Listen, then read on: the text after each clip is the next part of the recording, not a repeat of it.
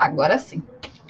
Então, para quem não me conhece, meu nome é Caroline, sou professora do Uniceplac desde 2016. Atualmente eu ministro as disciplinas de sucessão, ok? Direito das sucessões, no sétimo semestre.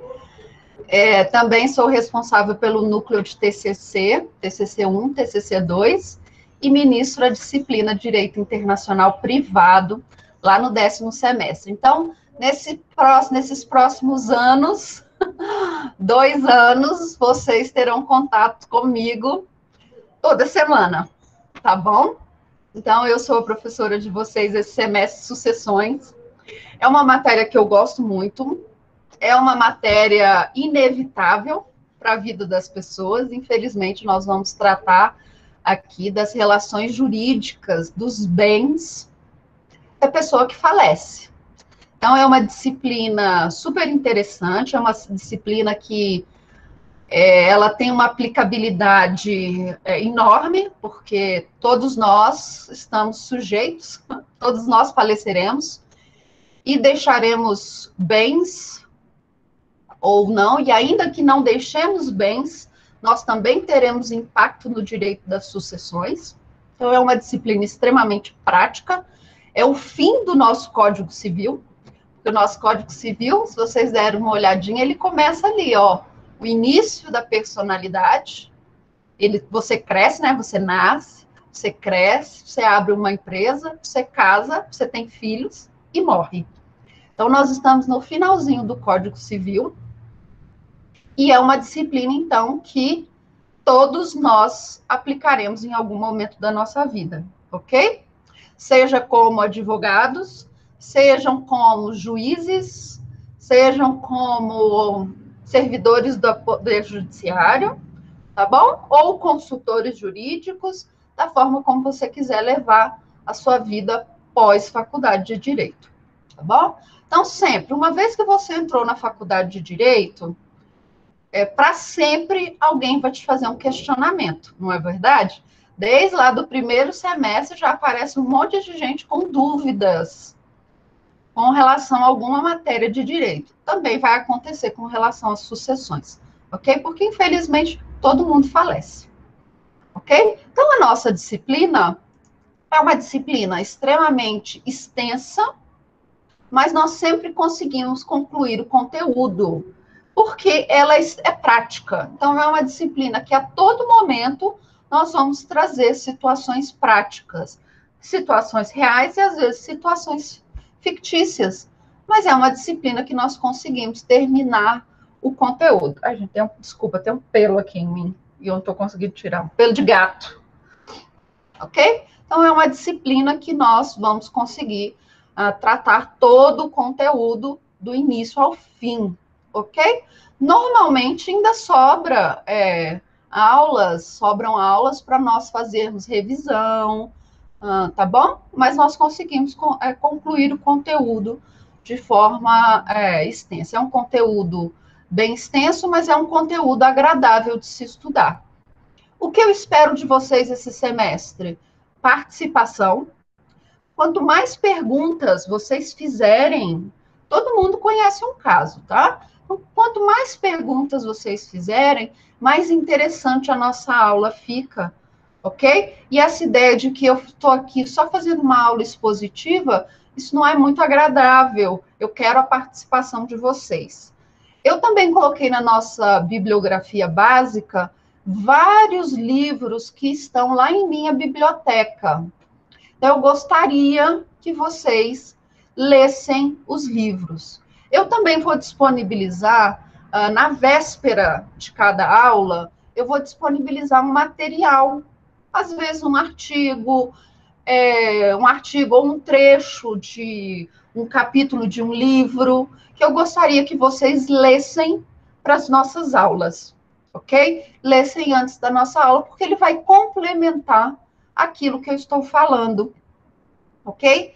Então, eu também vou colocar na véspera das aulas para vocês esse material que eu gostaria que vocês lessem. Então, toda aula vai ter ou um exercício para vocês fazerem, ou uma leitura para vocês fazerem. Às vezes o exercício é uma ou duas questões, ou às vezes é uma questão dissertativa para você fazer e nós discutirmos em sala de aula, mas toda aula nós teremos esse tipo de atividade, tá bom? É você responder uma questão, que pode ser de marcar X, que pode ser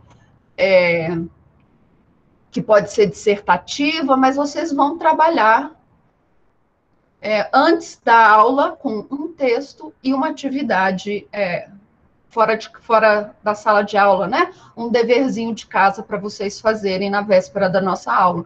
Que a ideia é trazer isso, a ideia é trazer aquele questionamento que eu passei no exercício para a nossa sala de aula. Sim, os exercícios são a melhor forma de se aprender, tá bom? Eles vão auxiliar muito, realmente, Maria, eles vão te auxiliar muito na discussão daquela matéria. Porque às vezes você acha que aquela questão está certa, mas ela está errada por algum motivo, às vezes por uma jurisprudência recente, e nós sabemos que o profissional do direito, ele tem que estar sempre atualizado. Eu fiz muito semestre passado isso com os alunos, foi muito proveitoso, e eu quero fazer isso com vocês também. Então, toda a aula, véspera da aula, eu vou deixar lá no Moodle para vocês, ou um texto para vocês lerem, ou um exercício para vocês fazerem, tá bom? O exercício é de marcar X, ou ele é de pesquisa de jurisprudência, tá bom? Nada, assim, impossível de se fazer, tá bom? Até porque vocês já estão no 7º semestre, alguns lá na frente já tiveram outras disciplinas, então conseguem resolver as questões assim, ó, muito fácil, tá? Mas a ideia é auxiliar no conhecimento de vocês sobre a disciplina, tá bom? E tornar as nossas aulas, à distância, tornar as nossas aulas mais próximas, mais práticas, com maior participação de vocês, ok? Então, eu quero muito trabalhar dessa forma, com uma atividade extra classe, para complementar a nossa aula. Eu gostaria, claro, que vocês fizessem os exercícios e que vocês lessem o material. Isso é muito importante. Eu sei que eu sou estudante como vocês. Eu sei que às vezes é impossível fazer. Às vezes um outro professor passou uma atividade muito mais extensa. Oi? Ah, foi sem querer, não é? Às vezes o professor passou uma atividade muito mais extensa, ou aconteceu alguma coisa e vocês não conseguiram ler o texto. Eu entendo, mas, por favor, não faça disso a regra, tá? Mas sim a exceção. Por isso que eu quero que vocês façam essa... Não tem problema, Ari. Que vocês façam esse esforço de ler o material, fazer o exercício, tá bom? Eu não vou colocar o livro inteiro do Tourinho para vocês lerem de um dia para o outro, não é isso. Mas vai ser um texto, alguma coisa de 5 páginas, 3 páginas, às vezes é uma jurisprudência só, que eu quero que vocês leiam. Então, não é nada assim que vai tomar o tempo de vocês. É coisa que vocês vão fazer em 1 hora no máximo, tá bom? Mas é uma forma de obrigar vocês a estudar e obrigar vocês a estudar e também a participar das nossas aulas, para não ficar um negócio assim, só eu falo. Chega uma hora que até eu canso de falar, ainda mais com essa minha voz de taquara rachada, gravada, então, é ainda pior. Pessoalmente, ela ainda é menos piorzinha, mas desse jeito gravado o negócio fica feio. Então, eu quero também a participação de vocês. Então, vamos lá, eu vou compartilhar aqui com vocês. Peraí. Meu plano de ensino. Aqui. Conseguem ver o nosso plano de ensino? Está aparecendo aí para vocês? Está, não é? Então, essa é a nossa disciplina. Direito das sucessões. Ok? O que nós vamos tratar em direito das sucessões?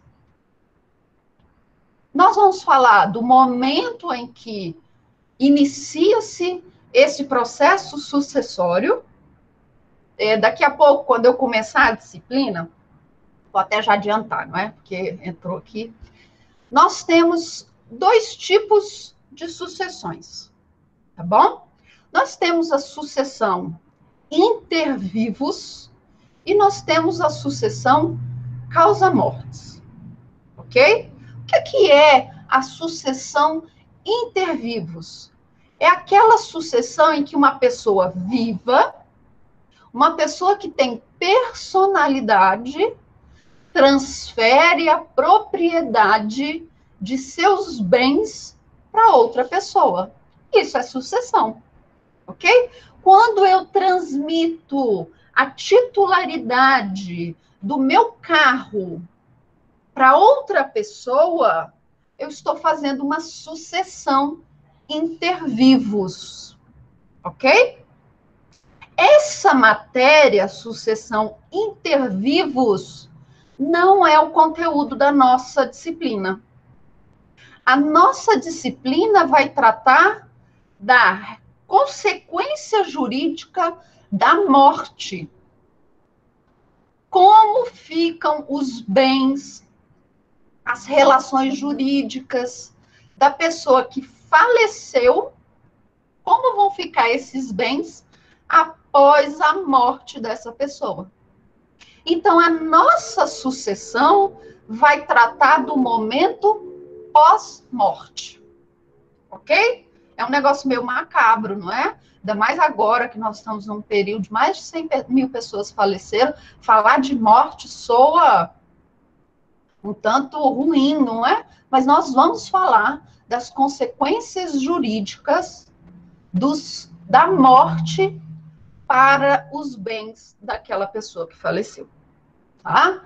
Ah, professora, mas o fulano morreu e ele não tinha bens. Nós também vamos falar disso.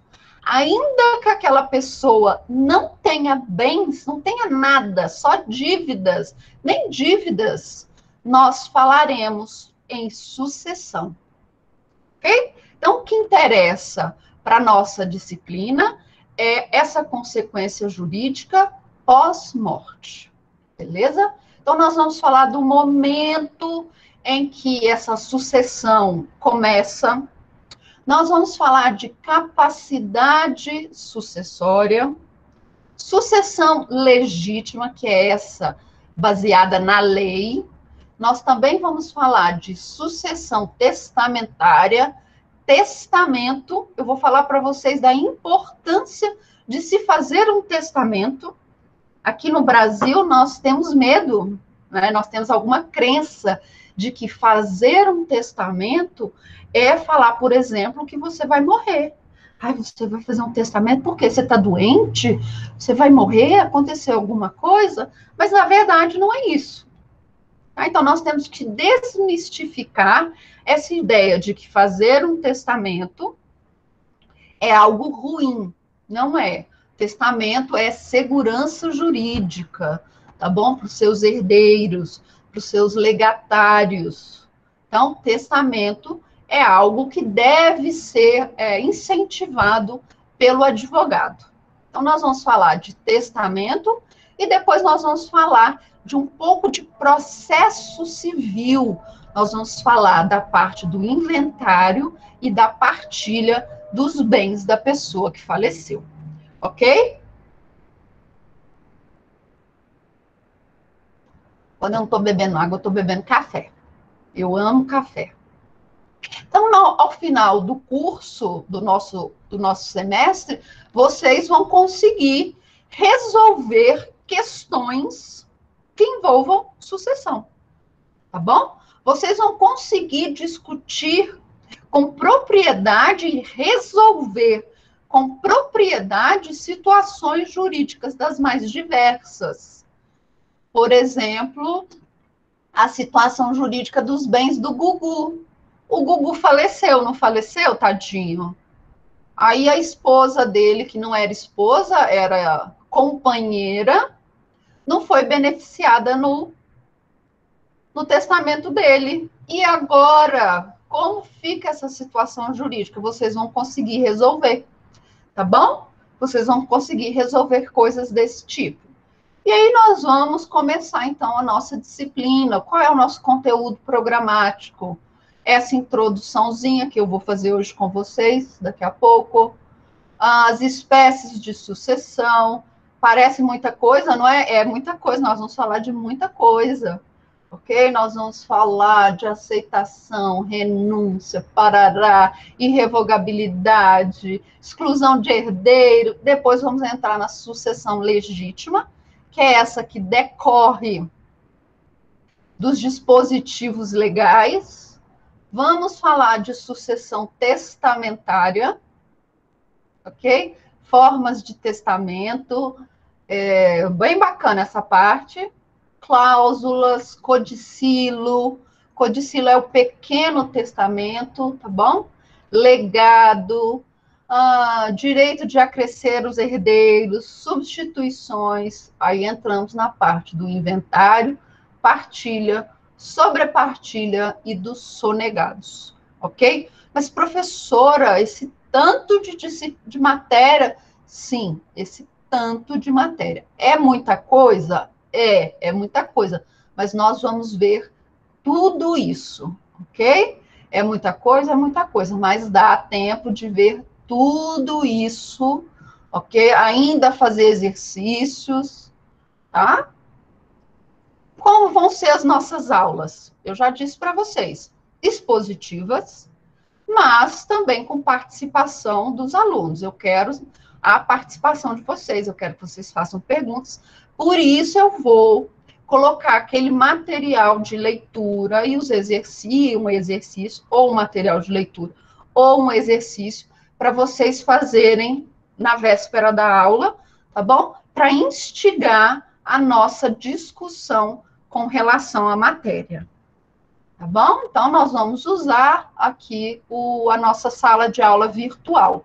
Quando nós voltarmos para a sala de aula física, se Deus quiser, no segundo bimestre, eu vou continuar também com esse material no Moodle para vocês, com essa metodologia de um texto para vocês lerem, ou um exercício para vocês fazerem, uma jurisprudência para vocês lerem, alguma coisa nesse sentido, ok? Eu vou continuar com essa atividade, mas será lá na sala de aula presencial, ok? Por enquanto, nós vamos usar as ferramentas que o Google Meet permite.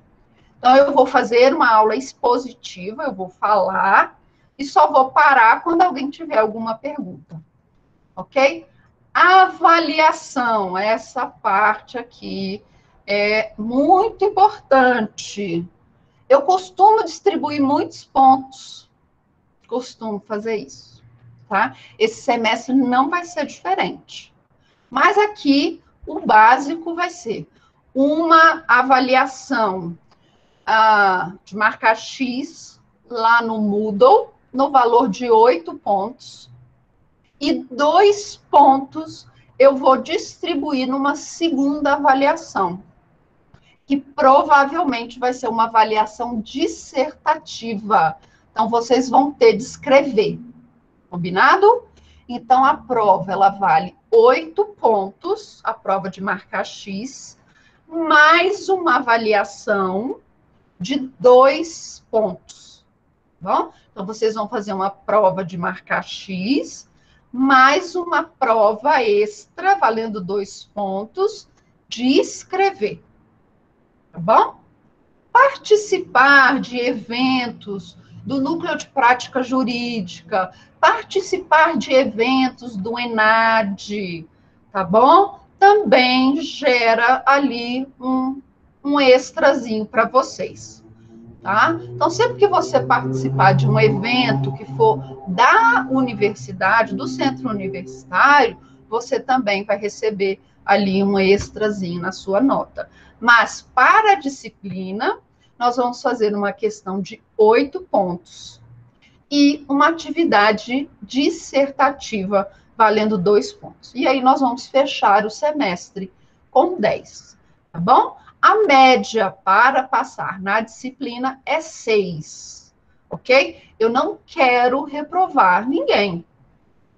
Mas, se a pessoa não atingiu a média 6, ou ela acha que pode melhorar aquela nota 6 e fazer uma prova substitutiva, ela pode fazer de acordo com o nosso calendário, ok? Então, a prova substitutiva é para aquele aluno que não obteve a média 6, tá bom? Ou para aquele aluno que deseja melhorar a sua nota. Combinado? Então, lembrando aqui que vão ser uma prova de 8 pontos de marcar X, ok? Uma prova de marcar X e uma questão dissertativa valendo 2, ok? Então, a prova vai ser 8 pontos valendo X e uma questão dissertativa valendo 2, tá bom? Frequência. Alguns professores fazem chamada durante a aula virtual. O que é essa chamada? Ele vem aqui no cantinho, vê os alunos que estão presentes e marca lá na listinha dele que esses alunos estão presentes. Eu não faço chamada, tá bom? Eu não faço isso. Eu já não fazia isso lá na aula física e também não vou fazer isso aqui na aula virtual. Mas eu gostaria que os alunos que estivessem presentes, que eles participassem, tá bom? Eu gostaria muito que vocês participassem, fizessem perguntas, ok? Não precisa ter vergonha. Será que a minha pergunta é boa? Será que a minha pergunta não é? Será que eu faço? Faça, tá? Professora, minha pergunta é muito grande. Posso falar no microfone? Pode falar no microfone também, não tem problema. Mas eu não faço chamada. Então, quem estiver aqui no nosso bate-papo virtual, eu gostaria que participasse, ok? Professora, por algum motivo eu não fui bem na prova, mas eu sei que você participa, você está sempre aqui. Então, assim, eu lembro das pessoas. Por isso que eu falei que eu gostaria depois que todo mundo ligasse a câmera para eu ver quem é a pessoa, não é? Então, assim, eu sei quem é o aluno que participa, eu já conheço alguns alunos. Por exemplo, a Virgínia eu já conheço, já fez matéria comigo. Então, assim, alguns alunos eu já conheço. Então, eu também não sou lá um robozinho que se você tirou 6 na prova e depois na outra prova você vai ficar ali com média 6. Não é assim. Eu tento prestigiar sempre os alunos que participam mais, ok? Então, eu não faço chamada. Eu não faço chamada. Professor, olha, eu não quero assistir sua aula, eu quero só fazer a prova. Beleza, passou, tchau. Quem vai te selecionar depois é o mercado, não sou eu, tá? Então, eu não faço chamada, não quer participar, não precisa participar, não precisa nem entrar no link e fingir que está online, não precisa fazer isso, tá? Eu não ligo, mas quem estiver na sala de aula, eu gostaria que também participasse, tá bom? Meios de comunicação. Vocês podem conversar comigo via Moodle. Lá no Moodle, vocês sabem, tem a caixinha para você conversar com o professor, um bate-papo. Ou vocês podem me enviar e-mail. Qual é o meu e-mail? Estou colocando meu e-mail aqui para vocês no chat agora. Bom? Eu demoro a responder, tá? Mas eu respondo. Eu demoro a responder um pouquinho, mas eu respondo. Por que eu demoro a responder? Porque, além de vocês, eu dou aula para TCC 1 e 2. E os alunos de TCC 1 e 2, eles são muito desesperados. Então, eles mandam aí 5, 6, 7, 10, 20, 30 e-mails por dia, tá? Na véspera da entrega de produtos lá do TCC, eu cheguei a receber 120 e-mails. E eu tenho que ler todos e responder todos. Mas eu respondo, tá bom? Então, esse é o meu e-mail. Quer falar comigo? Ou pelo Moodle, ou pelo e-mail. Eu demoro a responder? Demoro, mas eu respondo, ok? Eu respondo vocês sempre, ok? Então, a comunicação vai se dar via Moodle ou pelo meu e-mail, tá bom? Meu e-mail é Caroline, que esse é meu nome, caroline.ferraz@uniceplac.edu.br, tá? Então, meu nome é Caroline, Vocês podem entrar em contato comigo sempre que vocês precisarem. Combinado? Nossa bibliografia básica, ok? Essa é a nossa bibliografia básica.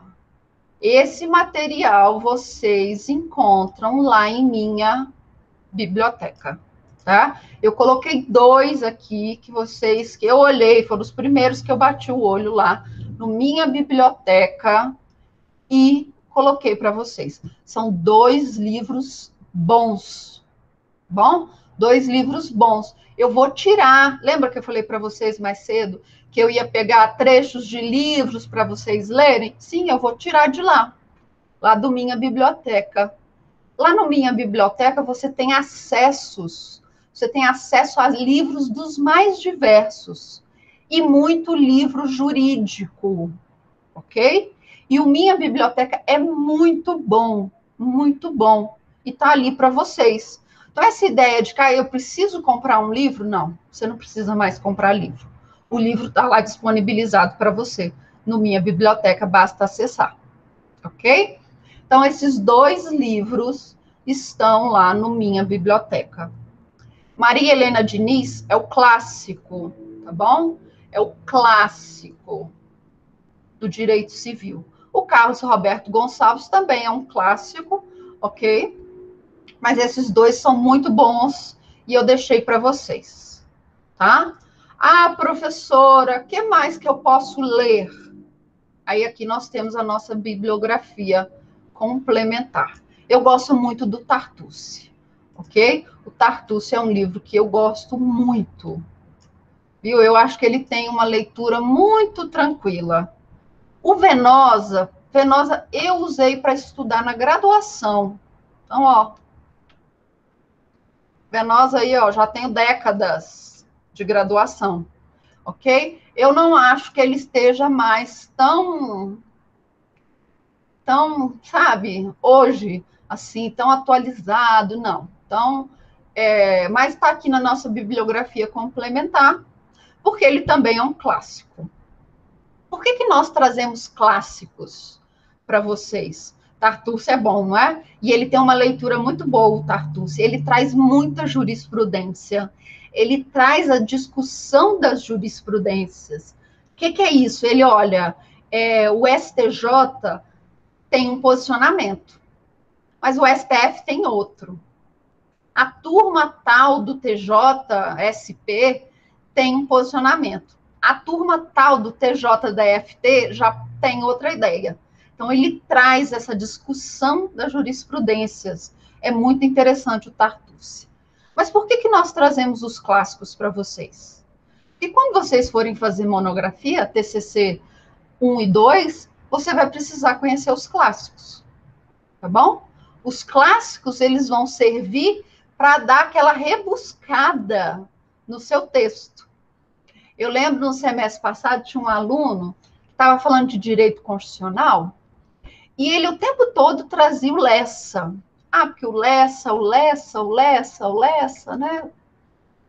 O Lessa. Não, Lenza, Pedro Lenza. Lenza, tudo para ele era o Lenza. Pedro Lenza. Eu falei para ele, fulaninho, tira o Lenza, tá? Pega aí metade das citações que você fez do Lenza e coloca o Canotilho.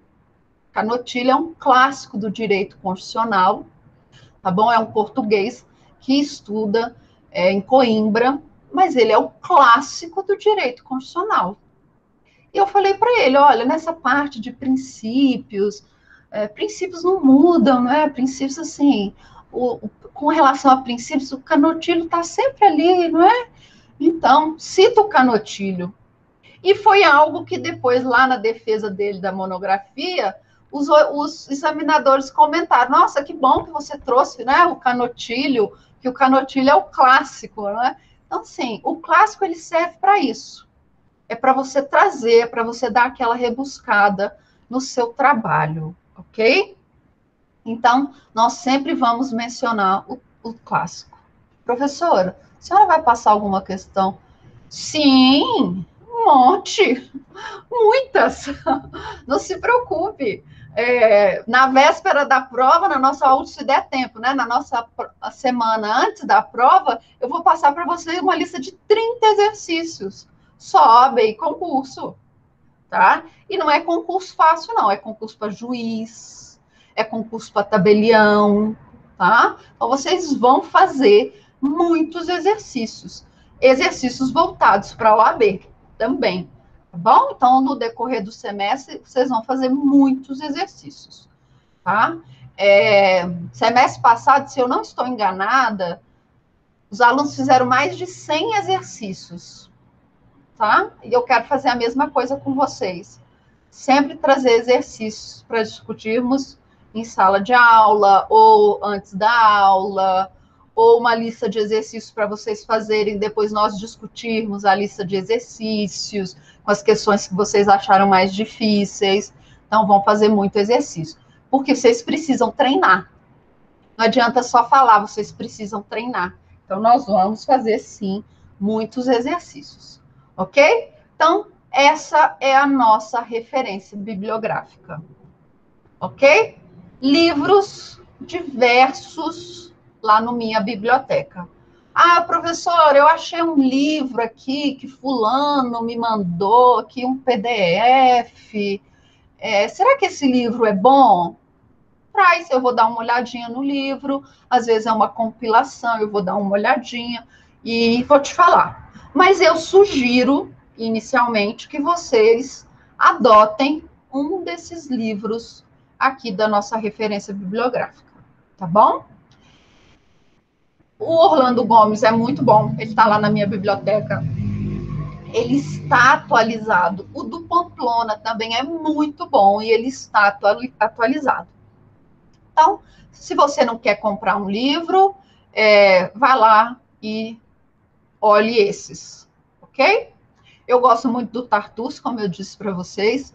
Leio, gosto do Pamplona e, claro, da Maria Helena Diniz, ok? Professora, eu não concordo com nada do que a Maria Helena Diniz diz. Ok, você tem uma visão mais heterodoxa do direito e você quer trazer uma posição divergente, ótimo, a Berenice Dias é a leitura que eu te recomendo, tá bom? A Berenice Dias é aquela leitura mais heterodoxa. É ela que vai trazer. Eu vou dar uma olhadinha no Paulo Lobo, tá?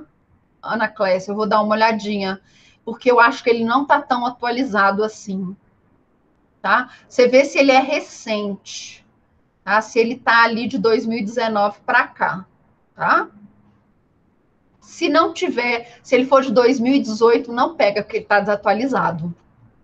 Ah, não, então pode, tá? Tá bem tranquilo. Mas você quer tratar de algo diferente, você tem uma posição assim completamente diferente de todos esses doutrinadores. Quem tem uma posição diferente também é a Berenice Dias. Então, é provável que aquilo que você defenda, a Berenice também defenda, ok? Você vai precisar de um doutrinador para ali ser a sua base. Então, a Berenice Dias também é uma opção, tá bom? Em direito civil. Ela tem posições bem divergentes. Isso é muito interessante, quem for fazer TCC na área de civil, trazer o posicionamento da Berenice. Porque a Berenice, ela é sempre divergente de todos os outros. Então, vai fazer TCC em direito civil, família, sucessões, tá bom? É interessante trazer a posição da Berenice Dias. Beleza? Então, esse é o nosso conteúdo desse semestre. Alguma dúvida com relação à prova, com relação ao nosso conteúdo, ou o método, a exposição, como vão ser as aulas? Alguém tem alguma dúvida com relação a isso? Não, né? Ninguém tem dúvida? Beleza, vamos então começar. Quero começar então um pouquinho com vocês aqui. Espera aí que A pessoa sabe que fica... Esse negócio que fica entre a cadeira e o computador, às vezes se perde, sabe? Fica sem saber o que fazer. Você sabe o que é isso? Oh, Deus. Agora sim. Então, vamos lá. Como eu não tenho quadro, eu já até pensei em ficar em pé aqui e colocar um quadro e escrever, mas acho que não vai ficar tão legal. Eu sempre faço com os alunos um PowerPoint, tá? Porque ele vai servir de quadro. E é como se eu estivesse ali escrevendo para vocês, porque em sala de aula vocês vão ver. Eu gosto mesmo é de escrever no quadro. Então, eu uso o PowerPoint como essa ferramenta para escrever no quadro, enquanto eu vou explicando, o PowerPoint vai trazendo algumas informações, tá? Então, esse é o método que eu vou usar com vocês. Depois da aula, esse PowerPoint vai ficar lá disponível para você, tá bom? Junto com os outros exercícios ou a leitura daquele dia. Combinado? Então, vamos falar um pouquinho da morte, já que, infelizmente, a nossa disciplina, ela começa com isso, não é? Ela começa com a morte. A morte é aquele momento em que nós vamos colocar fim à personalidade, ok? Mas nós vamos manter com a morte alguns resquícios dessa personalidade. Em que momento a personalidade começa? A personalidade começa no momento em que eu respiro pela primeira vez. Eu nasci com vida. Eu tenho personalidade. Ok? Pessoa física. Pessoa jurídica. Em que momento começa a personalidade da pessoa jurídica? Vamos lá, pessoal. Que momento começa... Opa, peraí. Em que momento começa a personalidade da pessoa jurídica? Opa. Alguém sabe? Pessoa jurídica? Vamos lá, pessoa física, tudo bem, eu, pessoa física.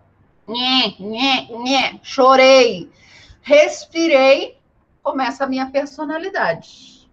Isso mesmo, Vitória. A pessoa física vai começar, a pessoa jurídica vai começar a sua personalidade no momento que ela registra a sua inscrição na junta comercial.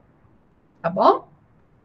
Então, a pessoa respirou, saiu da barriga, respirou, nasceu com vida. Ok? Respirou, nasceu com vida, tem personalidade. Morreu, extinguiu a personalidade.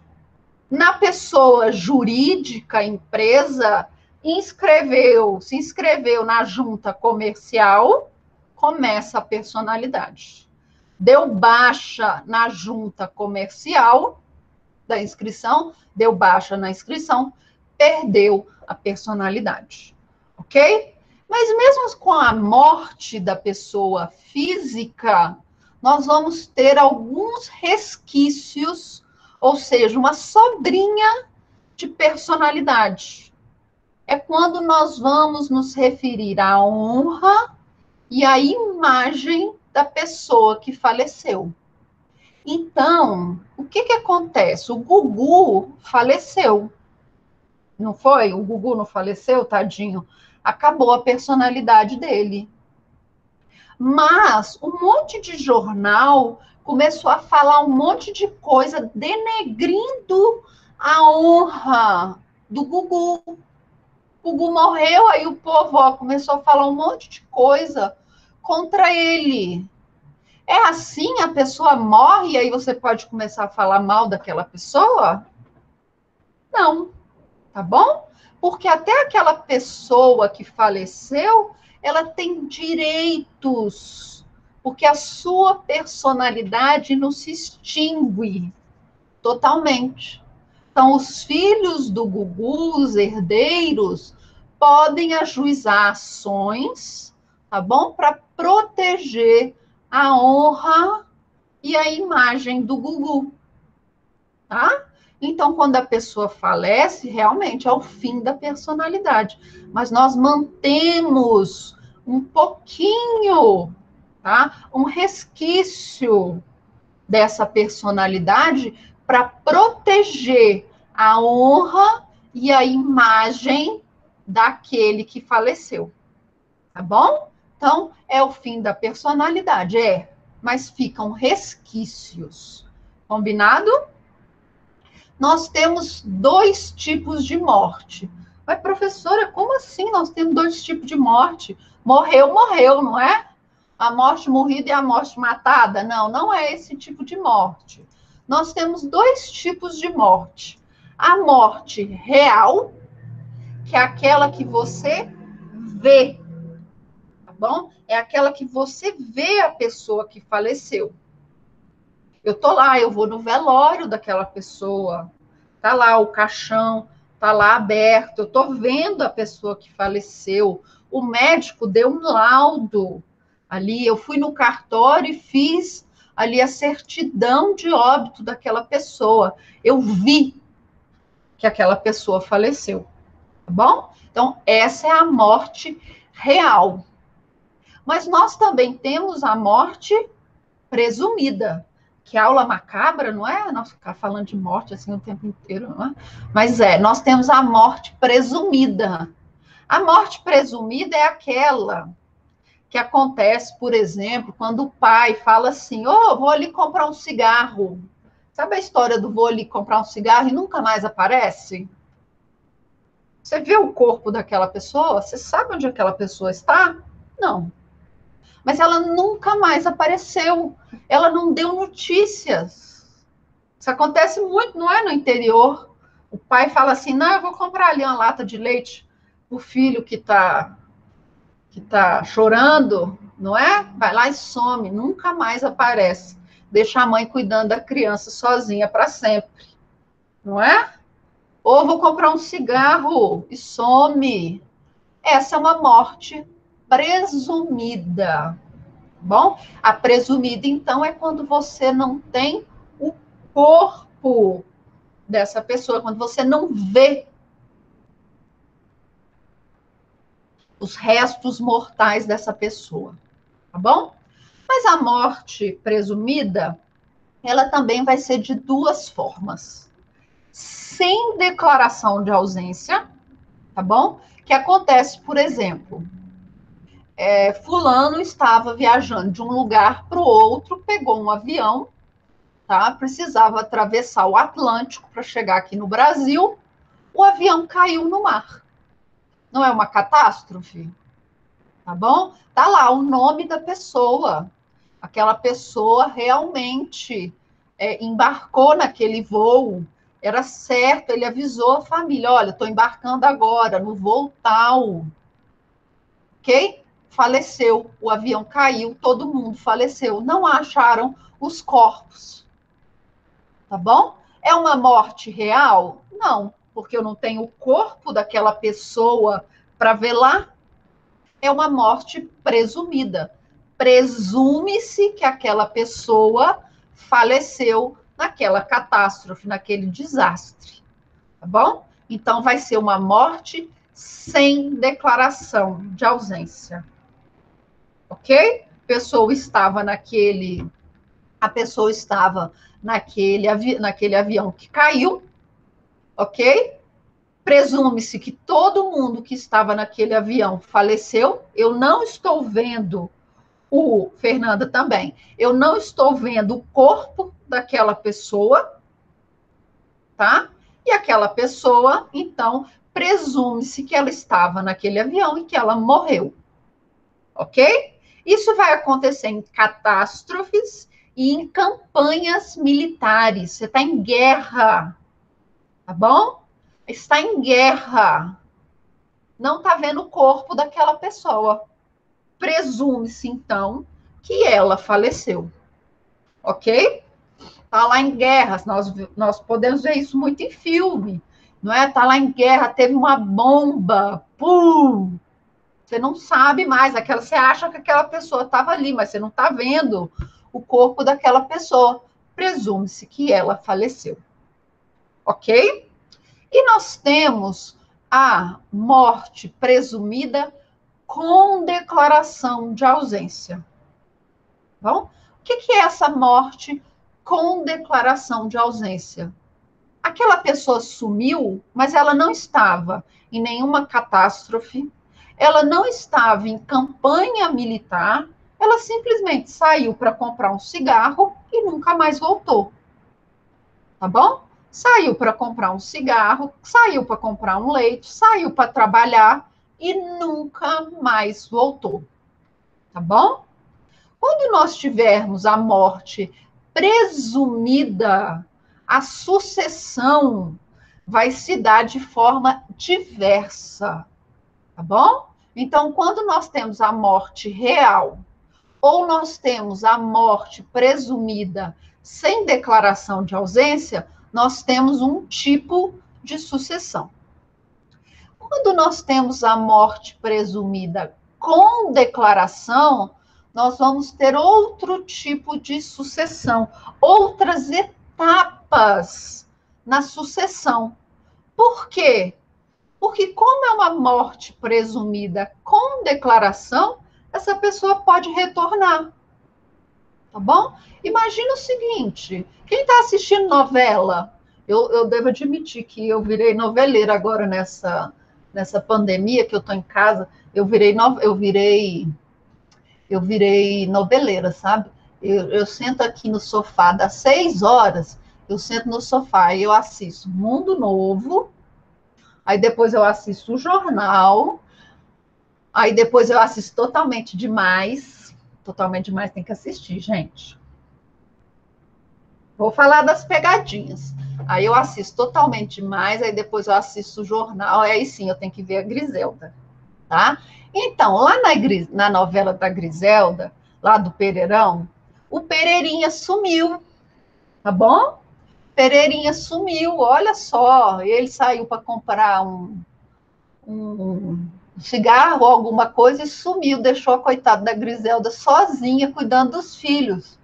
Aí, quando a Griselda ganhou na loteria, o Pereirinha apareceu. Vocês acham que isso acontece muito? Acontece, tá bom? Então, quando nós temos essa morte presumida, essa pessoa pode aparecer, ela pode voltar. Então, nós vamos obedecer as etapas, nós vamos ter etapas diferentes para o processo de sucessão. Aí a Maria perguntou, professora, quais são as pegadinhas que a banca vai fazer? Com relação aos tipos de morte, ele vai confundir sua cabeça.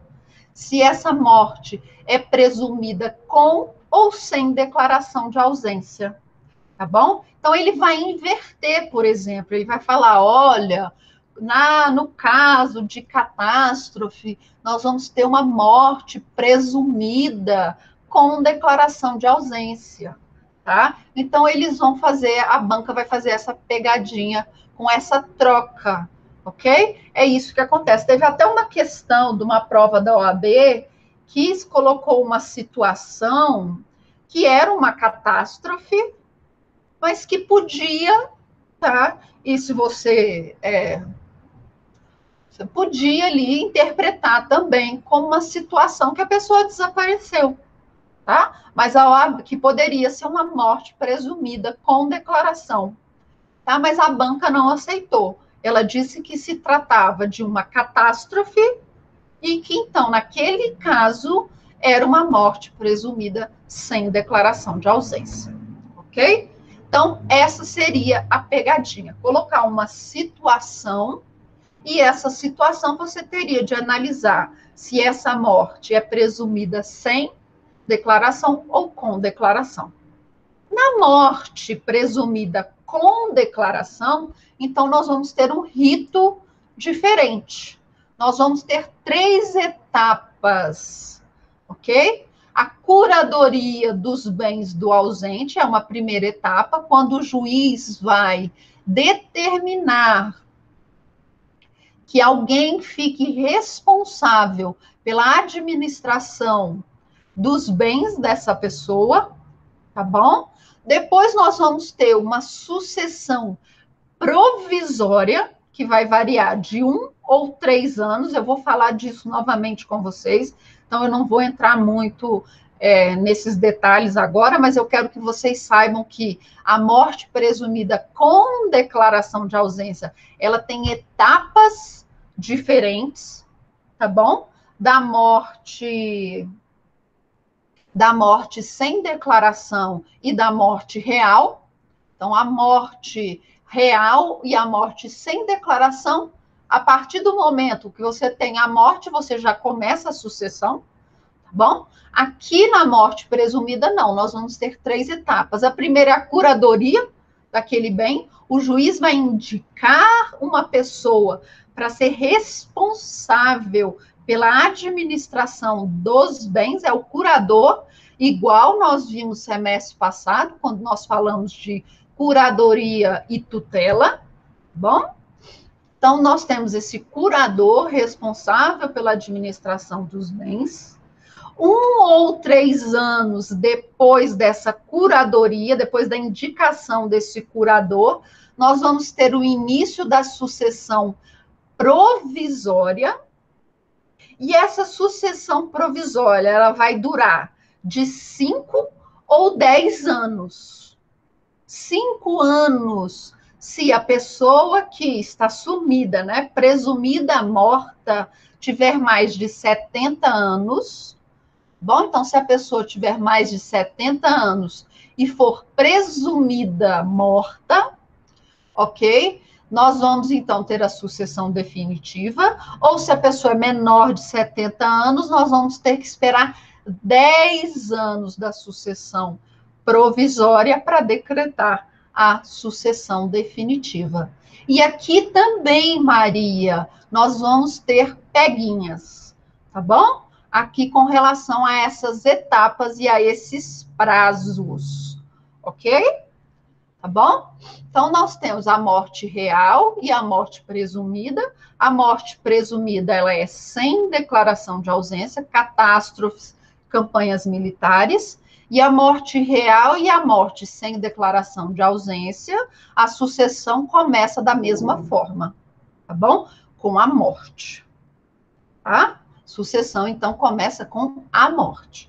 Na morte presumida com declaração, nós vamos ter 3 etapas, ok? Primeiro, a curadoria dos bens, depois a sucessão provisória, depois a sucessão definitiva, tá bom?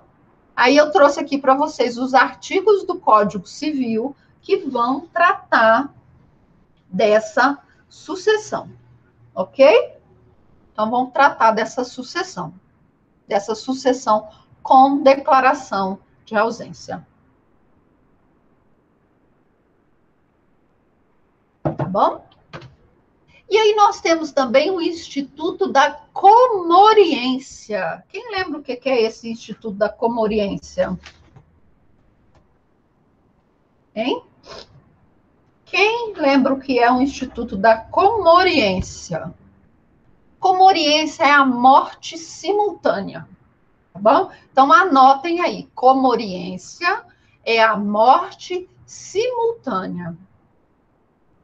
Isso, quando 2, 3, 4 pessoas, tá bom? Morrem, exato, num acidente de trânsito.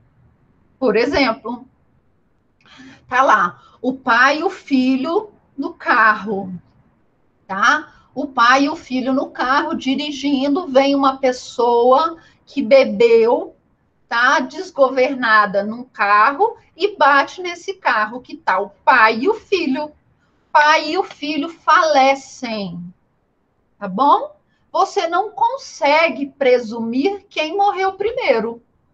Então, você tem a situação de comoriência. Todo mundo morreu ao mesmo tempo. Ok? Se você consegue distinguir quem morreu antes e quem morreu depois, nós não falamos em comoriência, ok? Por exemplo, quando o corpo de bombeiro chegou ao local, o filho ainda estava vivo, tá bom? Os bombeiros fizeram lá os primeiros socorros, que a vítima ainda estava viva. O pai já tinha falecido, mas o filho ainda estava vivo, tá? Nós conseguimos distinguir quem morreu primeiro? Sim, o pai morreu primeiro, tá? O pai morreu primeiro, então nós conseguimos distinguir. Mas se nós não conseguirmos distinguir, aqui, a gata já está reclamando. Se nós não conseguirmos discutir e definir quem faleceu primeiro, nós vamos ter o Instituto da Comoriência, ok? Não, mas tá bom, não precisa conversar tanto assim, ok? O que acontece? O que a comoriência tem a ver com o processo de sucessão? Simples. Quando nós temos a comoriência, essas pessoas que faleceram ao mesmo tempo, elas não se sucedem. Anotem, então. Quando nós tivermos a comoriência, as partes não se sucedem, ok? As partes não se sucedem. Vou fazer um exemplo aqui, vou desenhar um exemplo aqui para vocês. Espera aí. Vou desenhar aqui a nossa historinha. Nós temos o pai, nós temos a mãe. Espera aí que eu estou desenhando aqui nossa historinha. Nós temos aqui o filho 1, nós temos aqui o filho 2.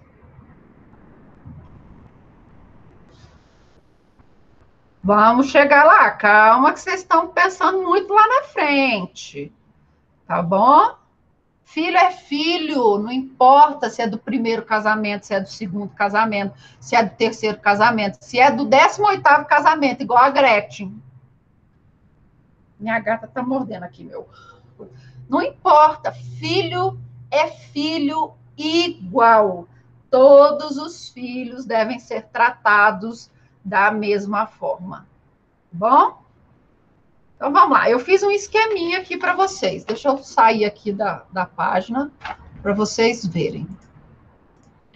Vocês conseguem ver aqui a tabelinha que eu fiz? Vamos lá. É o pai, a mãe. O pai e a mãe, eles têm 3 filhos, tá bom? Filho 1, filho 2, filho 3. O filho 1 tem 3 filhos também. Neto 1, neto 2, neto 3. Ok? O pai e o filho 1 estavam num carro. O pai e o filho 1 estavam num carro. Se envolveram em um acidente de trânsito. O pai e o filho 1 e o filho 2 se envolveram num acidente de trânsito. Quando o bombeiro chegou lá no local do acidente, pai e filho tinham falecido. Então, pai e filho tinham falecido. Ninguém sabe quem faleceu primeiro. Então, é como nós temos uma situação de comoriência, nem pai, nem filho se sucedem. E é como se esse filho não existisse, tá bom? Então, os bens do pai vão para os filhos e para a esposa, ok? Então, não vai nada para os netos, porque eles não se sucedem, ok? Então, quando nós temos a situação da comoriência, essas pessoas envolvidas na comoriência, elas não se sucedem, bom? Então, o filho não vai suceder o pai, o pai não vai suceder o filho. Nenhum bem do pai vai para o filho, tá? Para o filho que faleceu. Agora, não, professora, quando os bombeiros chegaram lá, o filho ainda estava vivo. O filho ainda estava vivo, só o pai tinha morrido.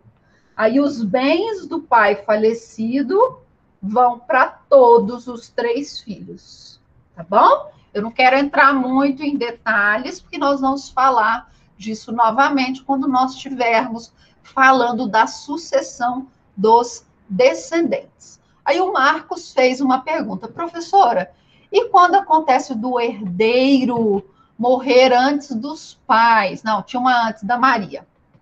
Pai e o filho morrem por comoriência.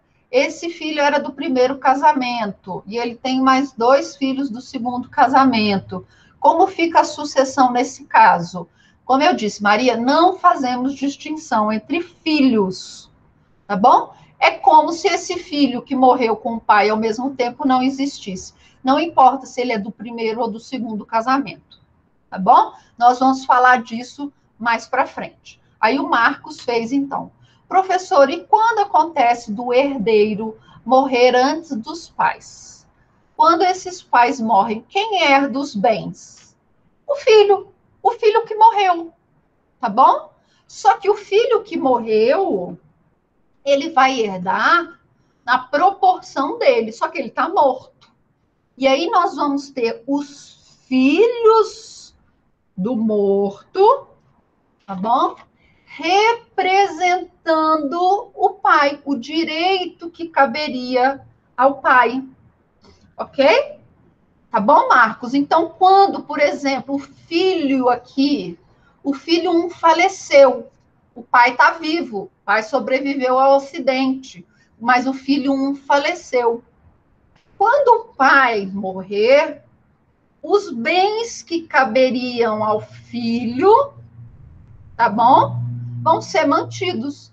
Mas quem recebe são os netos, na proporção que caberia a esse filho, ok? É o que nós vamos chamar de representação por estirpe, ok? Mas vamos com calma, é muito conteúdo, nós não podemos atrapalhar, tá?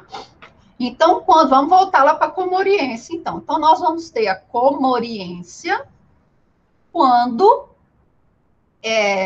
nós tivermos, por exemplo, um acidente e você não souber distinguir quem morreu primeiro, se foi o pai ou se foi o filho, tá? Isso existe diferenças em determinados países. Alguns países não vão aceitar a comoriência. Eles vão alegar que, por exemplo, o mais velho sempre vai falecer primeiro, tá bom? Então, tem alguns países que não admitem a figura da comoriência, e aí eles colocam que o mais velho sempre vai falecer primeiro. Mas no Brasil nós não temos essa situação. Aqui no Brasil nós vamos usar a tese de que todos faleceram ao mesmo tempo e que ninguém sucede ninguém. Aí a Maria, e se nesse caso o herdeiro que morreu não tiver filhos, a esposa pode receber? Calma, Maria, calma, nós vamos chegar lá. Sim, tá bom? A esposa pode receber. Que a esposa pode ser tanto herdeira quanto meieira daquela pessoa, tá bom? Então, nós vamos falar disso mais para frente um pouquinho, tá? Mas pode receber sim, tá bom? Pode receber, porque ela é herdeira, pode ser herdeira e meieira. Tá? Recebe sim. Beleza? Mas vamos com calma. Nós vamos responder todas essas questões mais para frente. Agora nós precisamos mais, assim, do básico mesmo, tá? Então vamos continuar.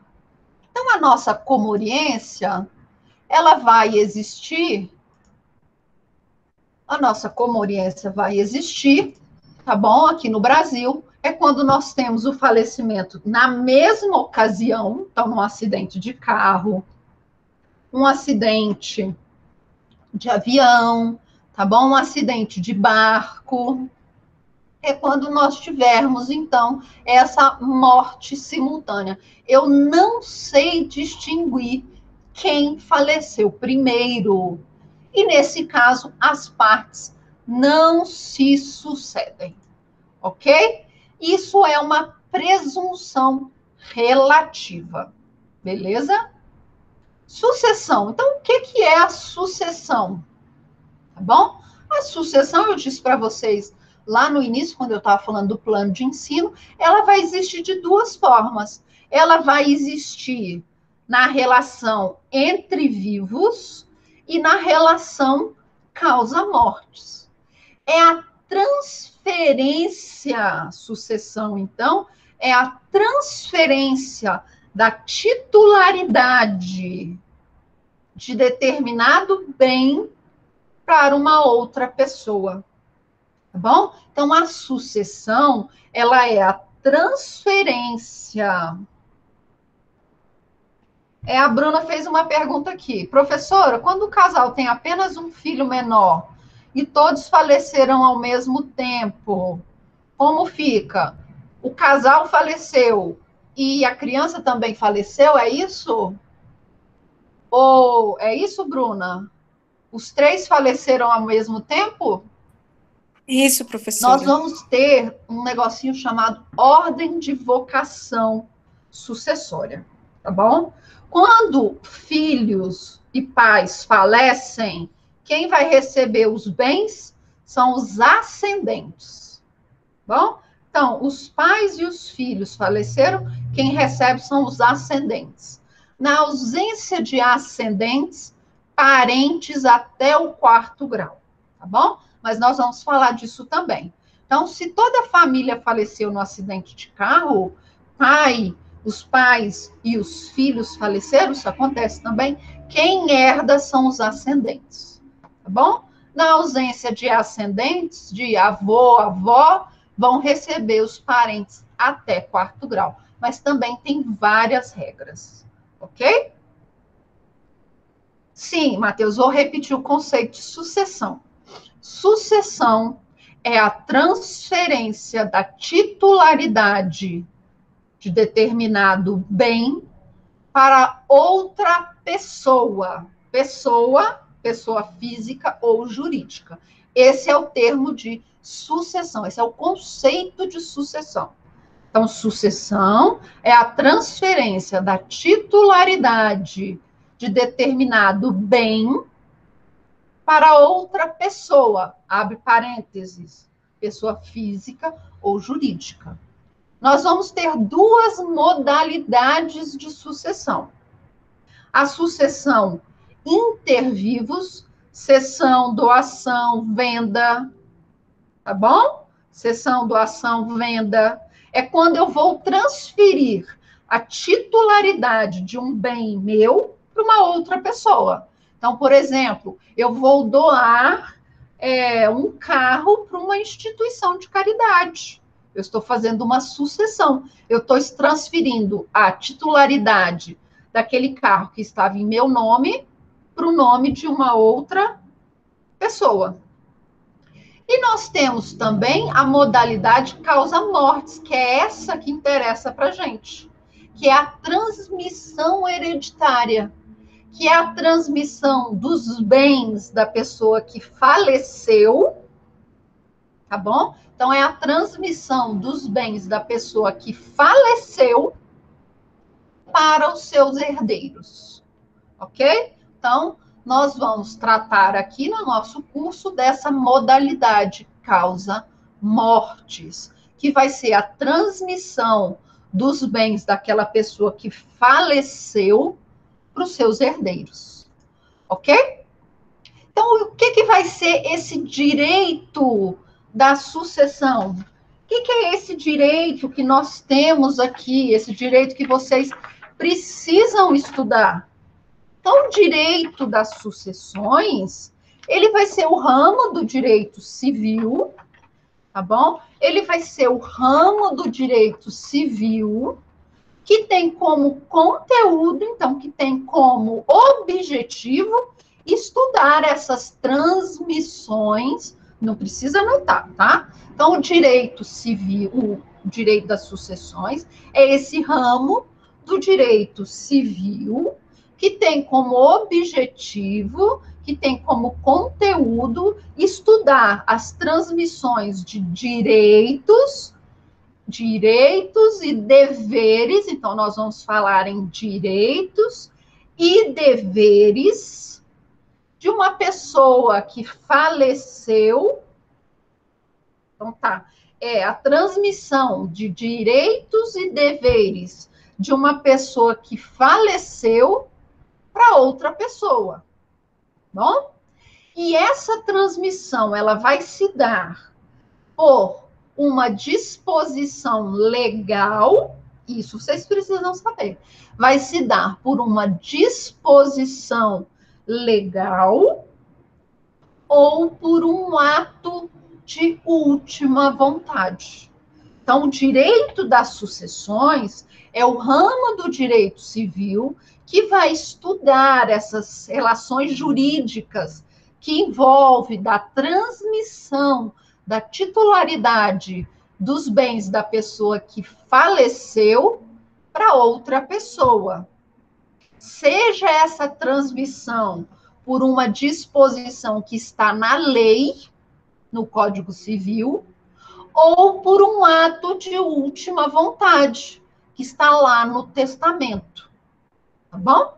Então, o direito das sucessões vai estudar as transmissões legais e as transmissões testamentárias.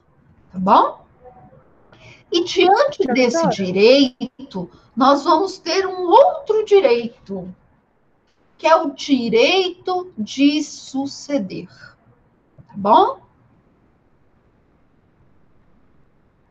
Então, não confundir. Oi.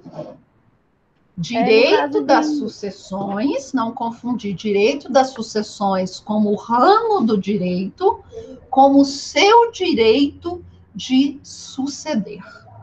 Droit de saisine, tá bom? Esse termo em francês significa o seu direito de suceder. O direito de suceder é seu, tá bom? Esse direito é inalienável, impenhorável, tá bom? Esse direito irrenunciável. Eu não renuncio ao meu direito de suceder. Esse direito é meu.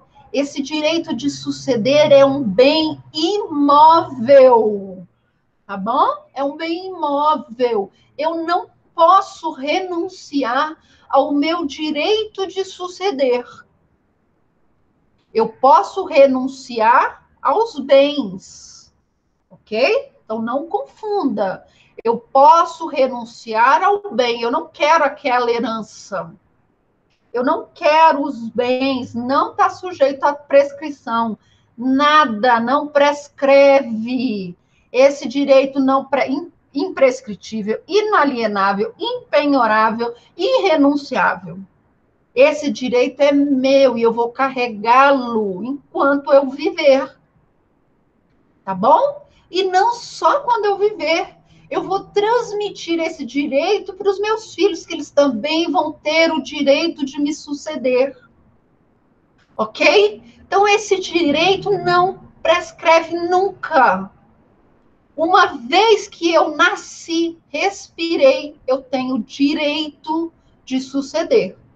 Eu renuncio aos bens daquela herança, mas eu não renuncio ao meu direito de suceder alguém, ok? Então, o direito de suceder, ele é inalienável, impenhorável, tá bom? Imprescritível, irrenunciável. Eu não posso trocar o meu direito de suceder por uma casa, por exemplo. Eu chego lá e falo, olha aqui, você me dá uma casa e aí eu abro mão do meu direito de suceder, tá bom? Não, isso não existe.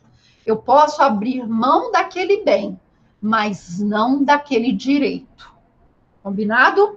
Então, para a Maria Helena Diniz, que é, como eu disse para vocês, é a nossa clássica, né?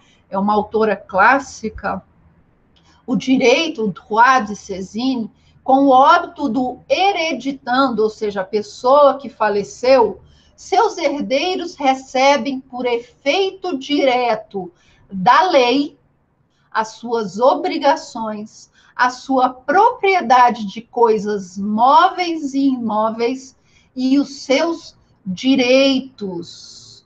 Adotado está o princípio da seisin, direito de saisina, ou da investidura legal na herança, que irradia efeitos jurídicos a partir do óbito do decujus. Então, é aquele direito que você tem e que você não pode abrir mão, tá bom?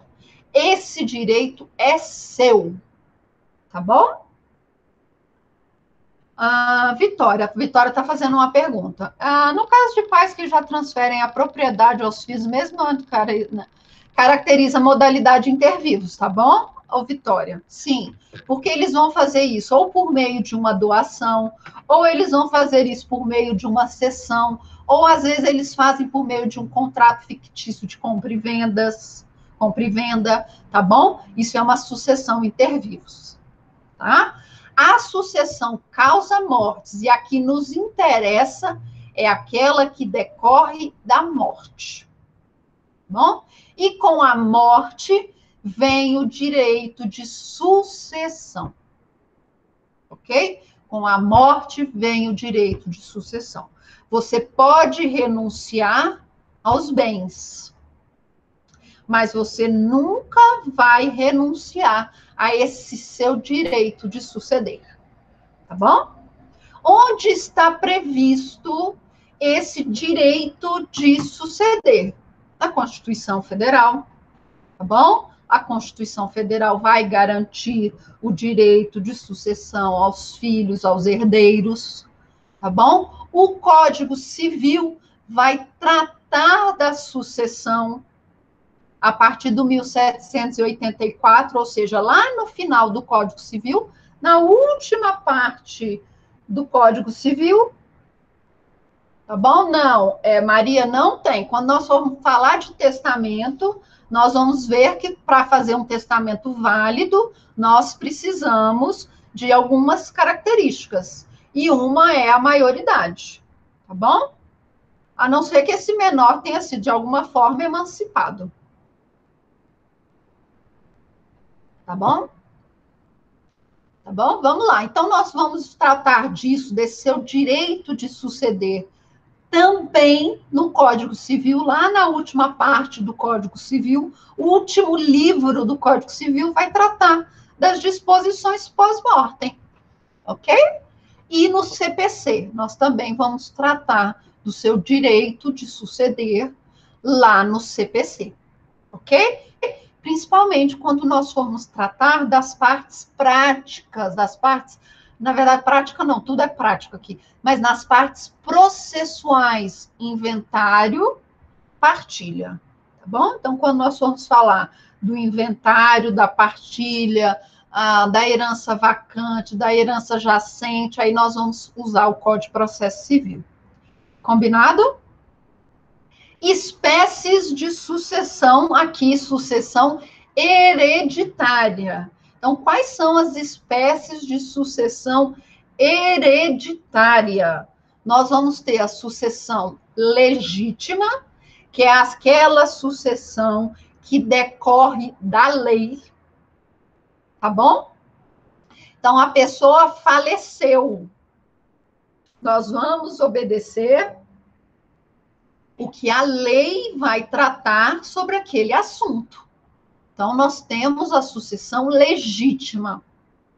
É quando ela decorre da lei. Ok? Depois nós teremos a sucessão testamentária, que é aquela que decorre da última vontade do decujus. Ele faz um testamento e ele diz como ele gostaria que os bens fossem divididos.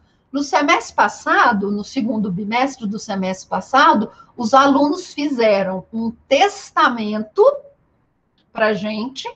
Eles fizeram um testamento, eles, advogados, foram contratados por uma pessoa para fazer o seu testamento, e aí eles fizeram um testamento, e depois fizeram lá, continuando a aula, eles também fizeram o processo do inventário, tá? Eles ainda fizeram lá uma parte do processo de inventário, como se daria a divisão dos bens daquela pessoa. Então, nós fizemos isso também no semestre passado, um testamento, e aquele testamento, depois nós pegamos os bens, colocamos dívidas, e apresentei que a pessoa tinha dívidas, tinha filho novo que não apareceu, que ele não sabia. E aí eles tinham que ir lá na ação do inventário, em determinada parte lá do inventário, dividir os bens, tá bom? Como se eles fossem o inventariante. Foi bem interessante. Então, a sucessão testamentária, ela vai se dar de acordo com a última vontade do decujus, e ele vai se valer do que nós chamamos de testamento.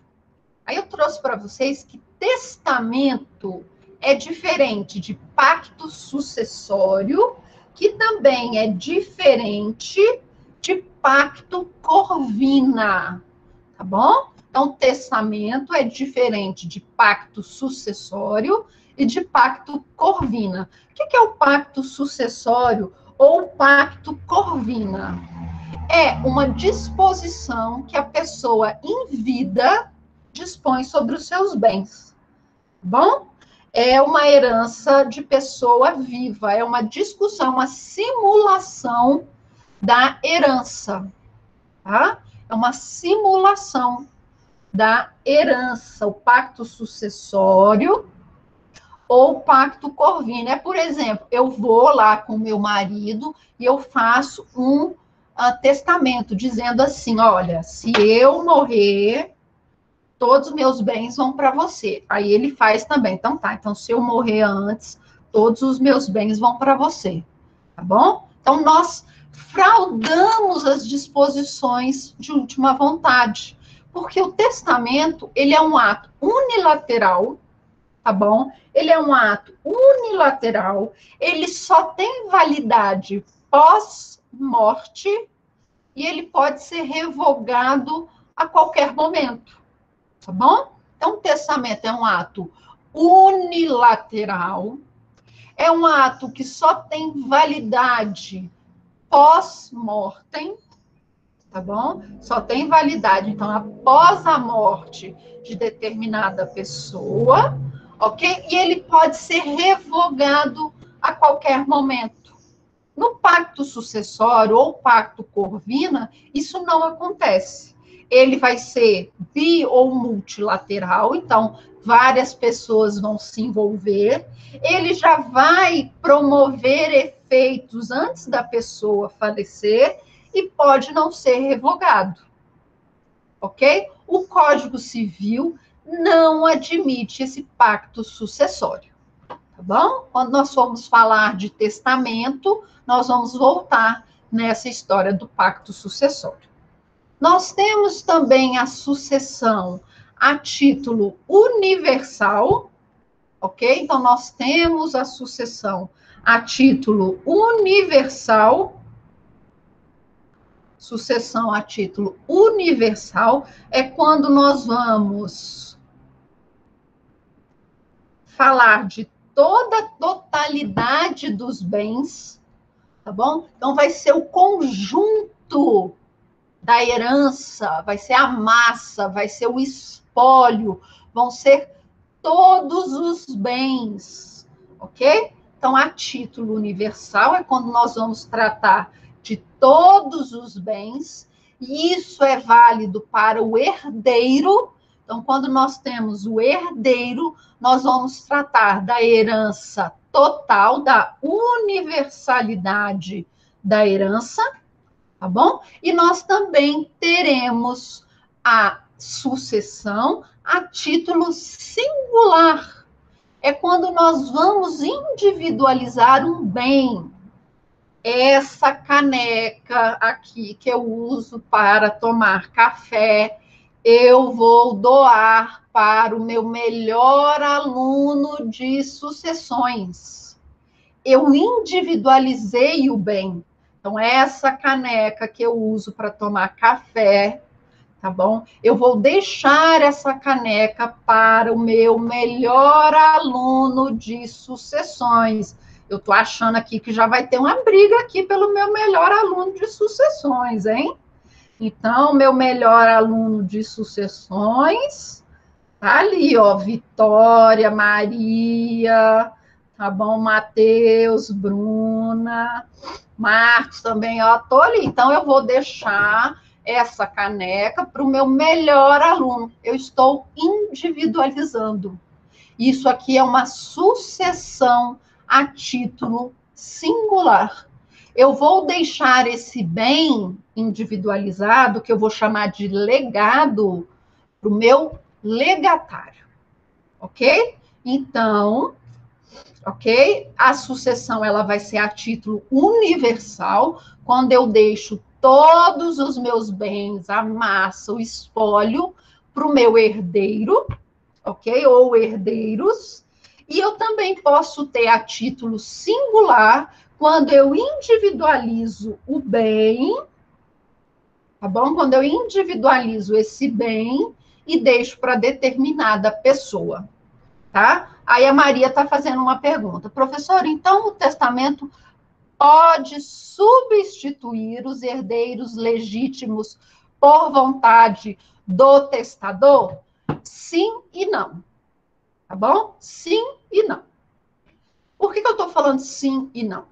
Porque quando nós falamos de testamento, nós temos de observar a legítima. O que é a legítima? Quando nós falamos em testamento. A legítima é uma parcela dos bens daquela pessoa que obrigatoriamente pertencerão aos seus herdeiros legítimos. Ok? Então, essa parcela, tá, de uma determinada fatia do patrimônio, então, uma determinada fatia do patrimônio, obrigatoriamente vai seguir as regras da sucessão legítima, tá bom? Então, hoje o nosso Código Civil diz que 50% dos bens do decújo são obrigatórios da legítima. Tá? Então, 50% dos bens, obrigatoriamente, eles vão para a legítima. E eles vão seguir a regra da sucessão legítima. Da ordem de vocação hereditária, tá bom? Então, todas as regras da sucessão legítima, nós vamos aplicar a essa parcela da herança que vai ser para aquelas pessoas que estão lá na ordem de vocação hereditária, tá bom? A outra parcela, essa sim, o testador, aquele que faz o testamento, ele pode dispor da forma que ele quiser. Se ele quiser deixar tudo para um filho só, ele pode. Se ele quiser deixar tudo para uma associação de caridade, pode também. Tá? Ele pode, inclusive, criar a sua própria ordem de vocação hereditária. Assim, se o meu filho mais velho não quiser esse bem que eu vou deixar aqui para ele, quem vai receber esse bem é a instituição de caridade tal. Ok? Então, ele pode. Então, na sua pergunta, Maria, a resposta é sim e não. Pode excluir filho Pode, mas nós vamos ver as hipóteses legais em que você pode deserdar, tá bom? Que é o Instituto da Deserdação, tá bom? Ou você pode declarar seu filho indigno, tá bom? Então, nós temos essas situações, tá? São duas situações, que você pode deserdar, quanto você pode tornar seu filho indigno. É a indignidade, tá? Nós vamos ver tudo isso, bom? Eu sei que agora, no início, um monte de coisa, né, que nós já vimos, que às vezes nós já estudamos, então todo mundo fica cheio de dúvidas, nós vamos ver tudo isso, tá? Por enquanto eu vou responder assim, de uma forma mais geral, ok? E aí nós começamos a tratar da nossa herança. O que é a herança? Tá bom? É aquilo que nós chamamos de espólio. E aqui eu não fiz o negocinho, não é? Que vai aparecendo só de vez em quando. É o espólio, é aquilo que também é chamado de acervo hereditário, massa, patrimônio, inventariado. Então, tudo isso, todas essas palavras vão dizer a mesma coisa, a herança. A herança é o espólio, é o acervo hereditário, é a massa, é o patrimônio, é o inventariado, que nada mais é do que o conjunto de relações jurídicas. Então, é o conjunto de relações jurídicas que o falecido de cujos deixou. É o patrimônio móvel, imóvel, semovente, tá bom? Tudo que foi deixado pelo de cujos. São seus direitos, suas obrigações e suas dívidas. Tá bom? A Vitória está perguntando aqui, pode excluir todos os herdeiros? Pode, tá bom? Pode sim. Tá? Pode excluir todos os herdeiros. Mas nós vamos, tá, Vitória? Nós vamos ver as hipóteses em que se pode excluir herdeiro, tá bom? Não é assim, hoje eu acordei e eu quero excluir meu herdeiro. Não quero deixar nada para esse meu filho. Esse meu filho fez uma tatuagem, eu não gostei dessa tatuagem, eu falei para ele não fazer tatuagem, então agora vou deserdar meu filho. É assim? Não. Tá bom? Tem as situações, mas pode. Digamos que todos os filhos, todos os herdeiros fizeram um complô para tentar matar o pai. Tá? Fizeram um complô para tentar matar o pai. Ele pode excluir todos aqueles herdeiros, tá? E se aparece um filho? Isso acontece pouco, não é?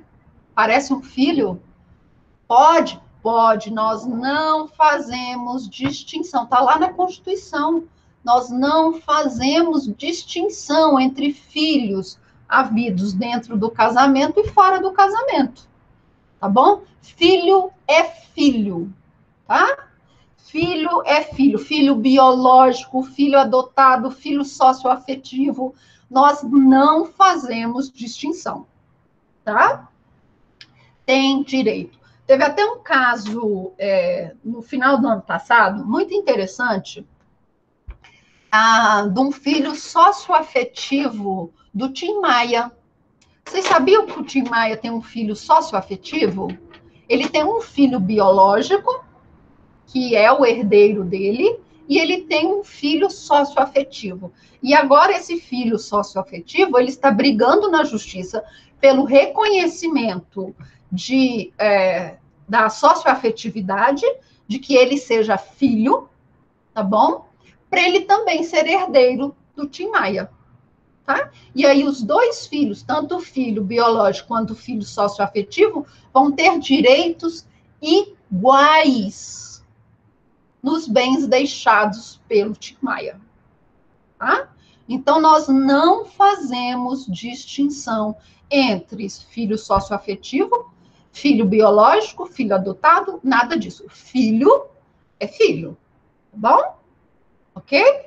Então, o espólio, o acervo hereditário, a massa, o patrimônio, o inventariado, é tudo aquilo que o de cujus deixou. Seja bens, sejam dívidas. Deixou dívida, você vai ter que pagar? Vai. Tá bom? Ah, professor, olha só o que aconteceu aqui com meu primo, não é assim?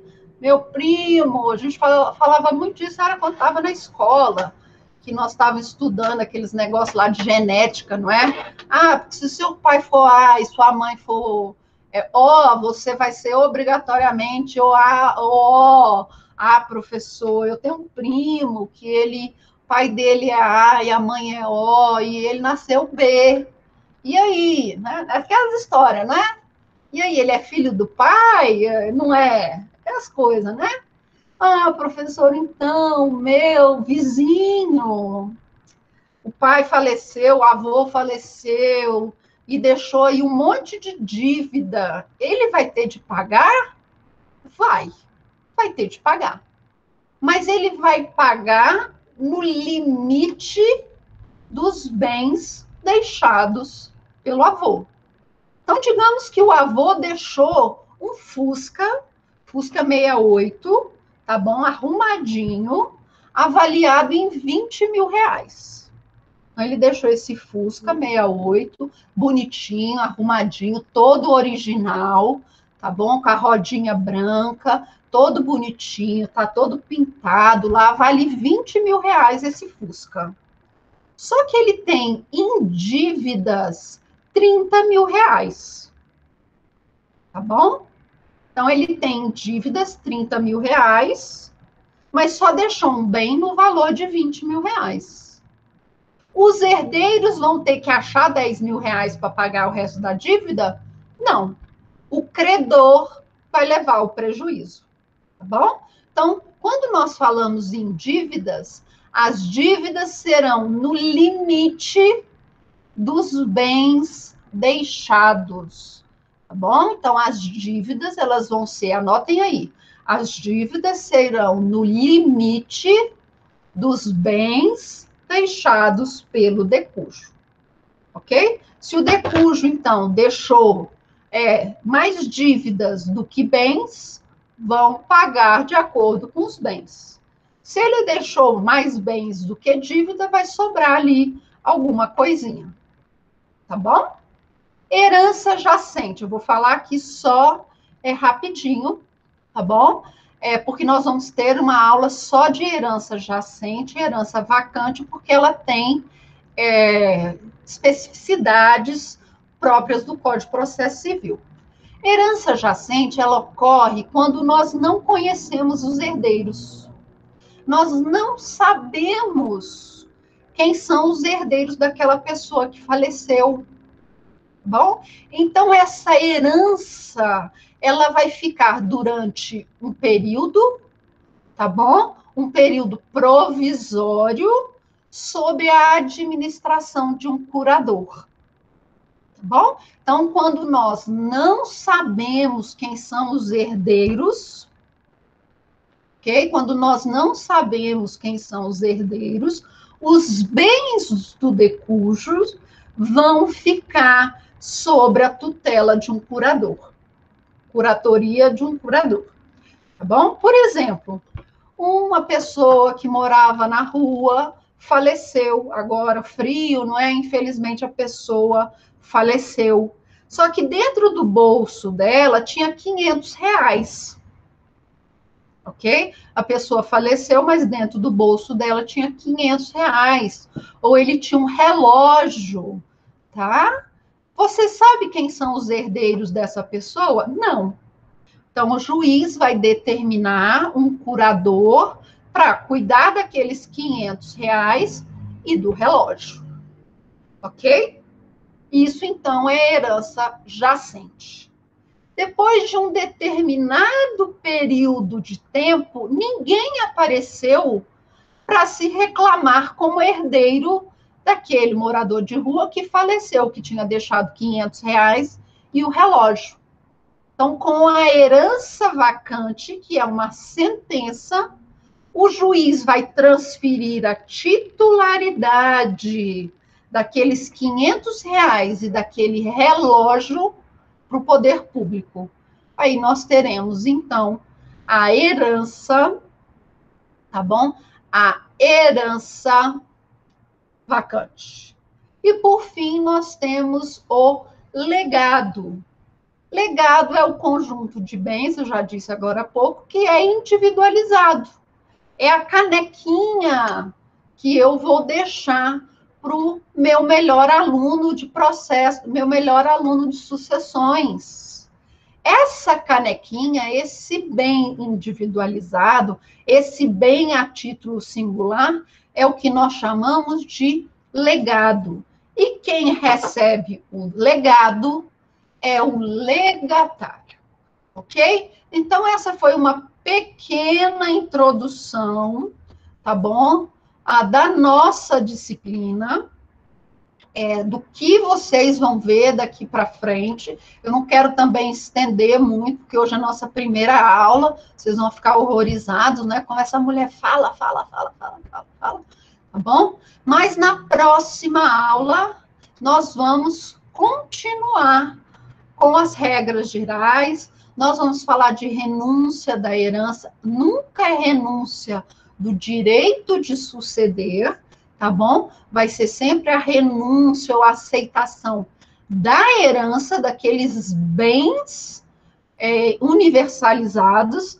Obrigada, Amanda. Espero que as outras também sejam assim, tá bom? Então, nas próximas aulas, nós vamos continuar. Eu já vou deixar um materialzinho para vocês lerem para a nossa próxima aula. Eu vou deixar lá no Moodle, tá bom? Vou abrir para cada aula, eu vou abrir uma pastinha lá no Moodle, que eu vou colocar um material, e aí, quando acabar a aula, eu coloco esse PowerPoint, tá? Para vocês. Obrigada, Maria. E aí, eu vou fazer isso toda a aula, tá bom? Então, para a próxima aula, eu já vou deixar um materialzinho para nós discutirmos esse direito de suceder, sobre renúncia. Eu já vou deixar um materialzinho para vocês, tá bom? E a ideia é essa mesma, tá, Fernanda? É vocês fazerem muitas perguntas. Quanto mais perguntas vocês fizerem, mais interessante a nossa aula será.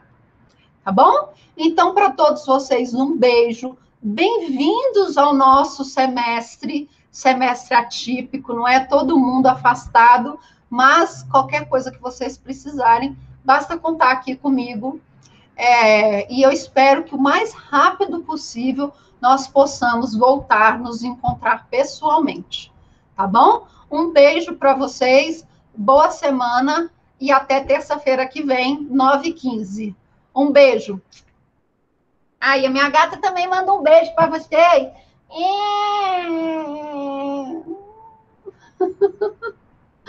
Ela não aguentou e pulou no colo. Um beijo para todos.